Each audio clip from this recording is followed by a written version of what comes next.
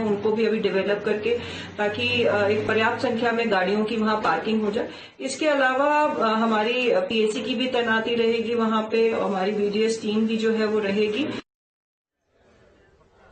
लगातार पिछले 22 साल में कर्ज में डूबे उत्तराखंड में अब मंत्री महंगी लग्जरी गाड़ियों में घूमेंगे। दरअसल मंत्रियों को 25 लाख रुपए तक की महंगी गाड़ियां दी जाएगी और अगर इलेक्ट्रिक व्हीकल खरीदते हैं तो 35 लाख रुपए तक की कीमत उसकी कर दी गई है।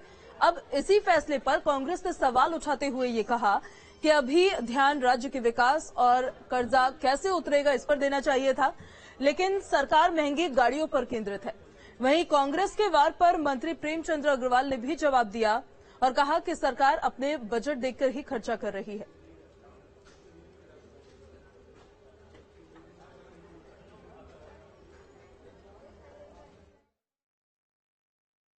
देखिए, समय आर्थिक स्थिति राज्य की बहुत खराब है और लगभग 1 लाख करोड़ के आसपास का कर्जा हमारी गवर्नमेंट पे है और यहाँ तक कि तनख्वाहें लेने के लिए भी बार बार हम देखते हैं लोन सरकार ले रही है। ऐसे में ये मैं फिजूल खर्ची मानता हूँ और जब राज्य की स्थिति अच्छी हो जाए तो कोई बुराई नहीं है।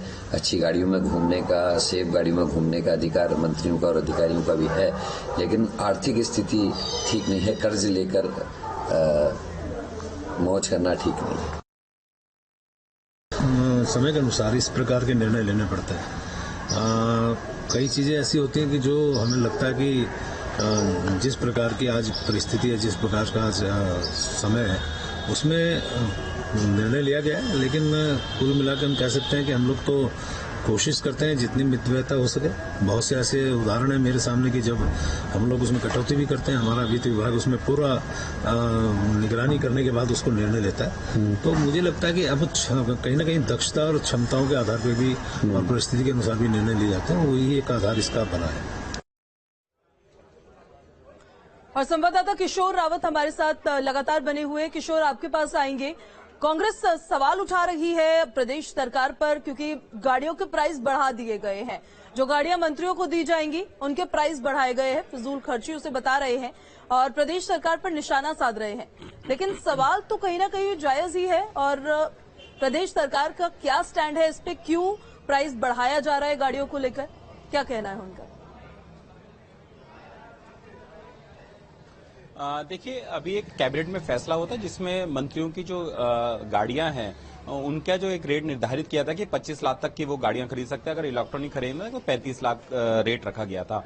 इसमें कांग्रेस ने जरूर सवाल उठाए। कांग्रेस ने कहा है कि उत्तराखंड पे लगातार कर्जा बढ़ रहा है।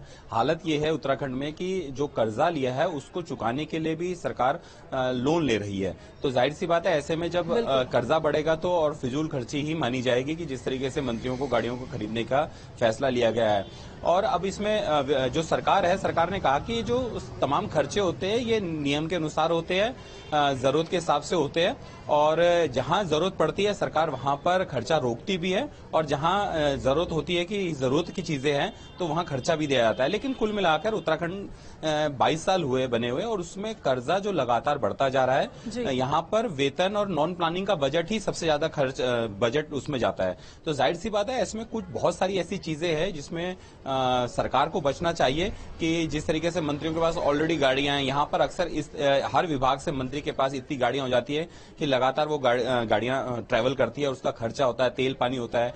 तो जाहिर सी बात है, ऐसे में ये चीजें फिजूल खर्ची ही मानी जाएगी। लेकिन अब सरकार जिस तरीके से जवाब दे रही है, लेकिन आफ्टर ऑल ये सारा जो खर्चा होता है ये जनता पे इसका भार आता है और टैक्स के रूप में सरकार इससे वसूलती है। तो कांग्रेस का आरोप जो है वो कहीं ना कहीं एक तरह से सही है, लेकिन सरकार भी एक जो दावा कर रही है उसमें भी यह है कि मंत्रियों को भी क्योंकि पहाड़ों में जाना होता है और उनको भी सेफ गाड़ी चाहिए, तो सरकार का ये तर्क है। चलिए, बहुत शुक्रिया किशोर आपका तमाम जानकारी के लिए। और खबरों में आगे बढ़ेंगे। देहरादून से बड़ी खबर।